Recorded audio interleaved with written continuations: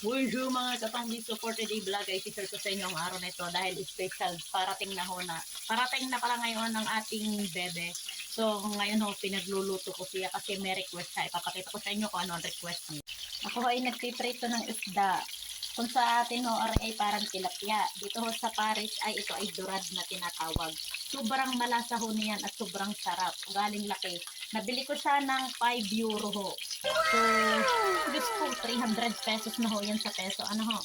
So, ari ho, munggo. Yan, tinapakuloan ko ang munggo. Sabi niya siya daw ho ang magluluto. Eh, di ari lang ho ang ating lulutuin ng isda hong are. Buti naman, hindi na ako magluto ng munggo. Eh, bigayan ho. Tingnan nyo, ugali hong laki. Ating babalik ta rin. Ino, opo. Napilantek. Napilantek.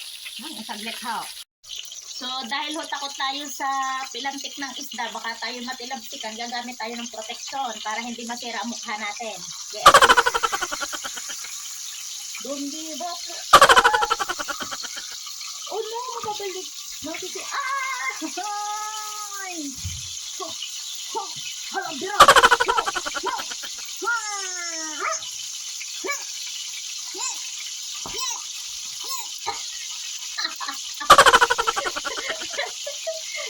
Ay, baka mapilanti ka ng ating mukha, sayang ang kutis.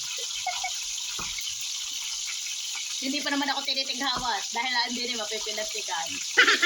Ganyan tayo ka sweet sa ating minamahal. Okay. So, kailangan ho ay suportahan natin. Give and take lang tayo sa ating mga lovers. So, excited na rin ako makita siya. So, excited na ako. Kaya ako rin pinagluto ko para ho pagbalik niya ay masaya siya. Yan. Bebe, para sa'yo ang isdang ito. Para sa'yo ang isda na ito. Hindi ka susuka. Siya, babay na nga.